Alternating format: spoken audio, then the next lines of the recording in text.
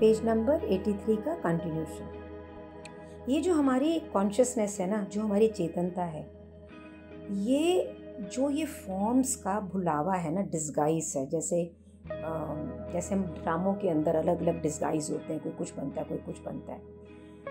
ये उसको इस तरह से ले लेता है जब तक कि वो इतना कॉम्प्लेक्स हो जाता है, इतना मुश्किल हो जाता है कि वो खुद को पूर्ण रूप से भूल ही जाता है कि ये असल में है क्या।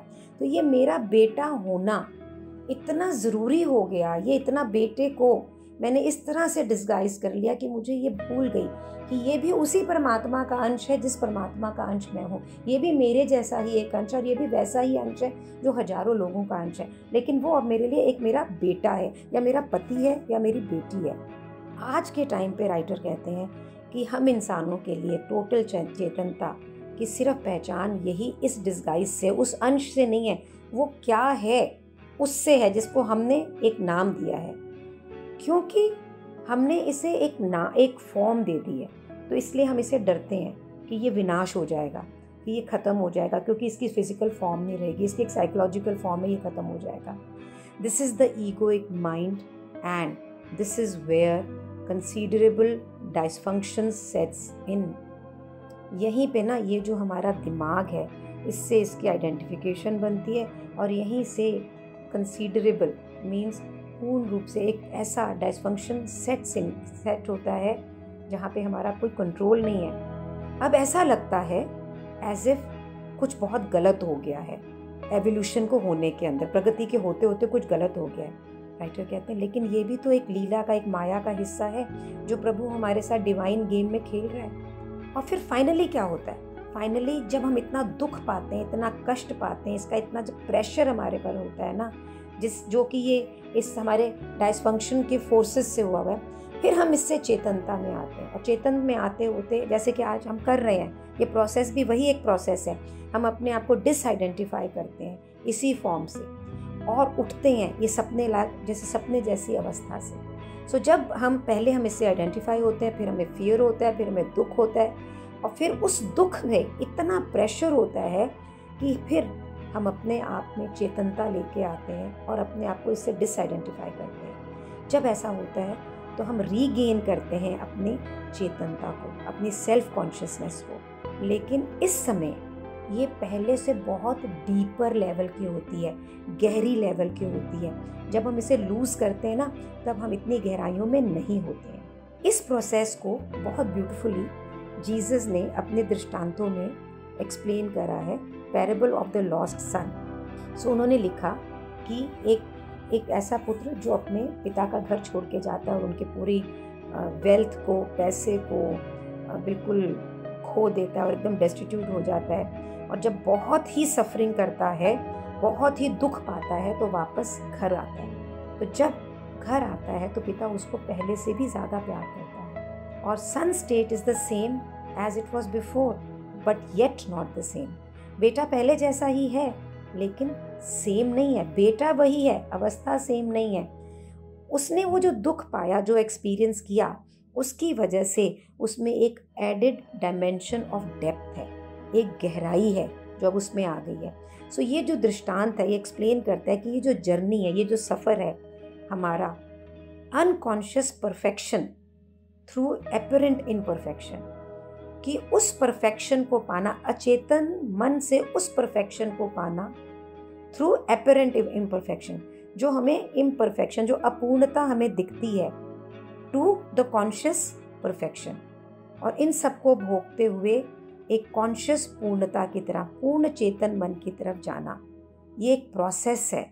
I hope I am clear about it. So writer पूछता है, कैन यू सी, क्या आप देख सकते हैं कि कितना गहरा और वाइडर फैला हुआ सिग्निफिकेंस है becoming present as a watcher of your mind, कि कितना ज़रूरी है कि आप दृष्टा भाव से इस दिमाग को देखें।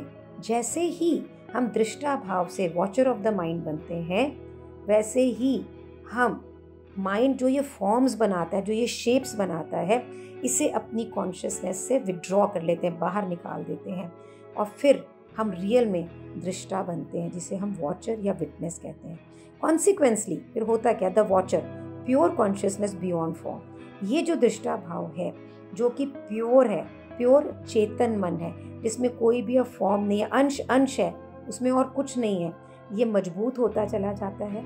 और जितनी भी मेंटल फॉर्मेशंस होती हैं जिसको हम आकार देते हैं वो कमज़ोर होती चली जाती हैं। राइटर का कहना है कि जिस समय मैं ये बात कर रहा हूँ कि वॉचिंग द माइंड, कि चेतनता से दिमाग को दृष्टाभाव से देखें, उस समय हम किसी भी इवेंट जो सामने हो रहा है, अपने किसी भी पर्सनलाइजिंग एन इवेंट जो भी है, हम उसको ट्रूली कॉस्मिक सिग्निफिकेंस से देखते हैं। मीन अंतरिक्ष जो है पूर्ण यूनिवर्स के सिग्निफिकेंस से देखते हैं, अपने लिए नहीं, थ्रू यू अपने ही अंदर से कॉस्मिक सिग्निफिकेंस से देखते हैं। इस समय जो हमारा चेतन मन है ये उठकर जो हमारी स्वप्नों जैसी आइडेंटिफिकेशन है ना, पहचान है, फॉर्म से बेटा बेटी माँ घर गाड़ी, इन सब से विड्रॉ करती है, अपने आप को खींच लेती है, और हम रियल सेंस में वो अंश जो कि हम हैं उसे महसूस कर सकते हैं। ये जो ऐसा है ना, ये अभी बहुत दूर है, लेकिन ये हिस्सा है एक ऐसे इवेंट का जो अभी भी बहुत दूर है आपके लिए। अगर हम इसे, उनका कहना है कि क्रोनोलॉजिकल टाइम में देखें, मीन्स काल कर्मानुसार कि भी जो काल से रिलेटेड समय के अंदर देखें, उस संबंध से अगर देखें, तो अभी भी ये बहुत दूर है एक ऐसे इवेंट से जिसे बोलते हैं the end of the world, कि जहाँ पे दुनिया रहेगी नहीं। सो यहाँ पे दुनिया नहीं रहेगी से मतलब ये नहीं कि दुनिया ख़त्म हो जाएगी। राइटर का अभिप्राय है कि जहाँ पे आपके लिए जिस दुनिया को आप फॉर्म, शेप्स, रिश्ते, नातों से देख रहे हैं, वो दुनिया आपके लिए ख़त्म हो जाएगी। रहेगा क्या? अंश, ओनली दिस मोमेंट, दिस क्षण, जहाँ पे सिर्फ प्योर कॉन्शियसनेस होगी, प्योर चेतन में।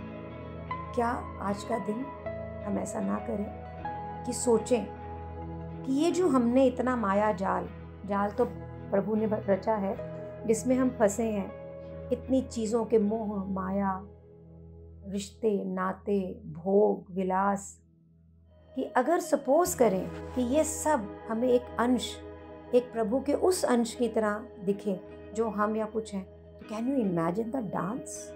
Can you imagine the dance we will do without any expectation, क्रोध, ईर्ष्या, कुछ नहीं।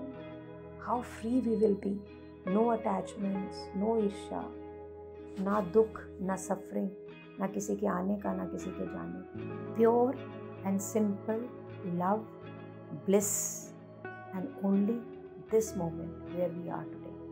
Let's together work on it, work on our own Chetan Man, and live with the Drishta Bhav for today, and look at it, look at the dance of this mind which attaches us with everything, and just watch it without creating any meaning to it, and tell him कि ठीक है, मैं तुझे देख रहा हूँ, तू मुझे कैसे कैसे नचाता है। उसको ये देखेंगे कि वो हमें नचाता है, तभी हम नाचना बंद करेंगे, and then will grow out of it. So this is how I am going to spend my day, and thank you for creating this space for me. ये जो हमारी कलेक्टिव एनर्जी है, इस ग्रुप की जो कलेक्टिव एनर्जी है, वही instrumental होगी हम सबको उस क्षण को प्राप्त करने, मिलाने में। Thank you so much.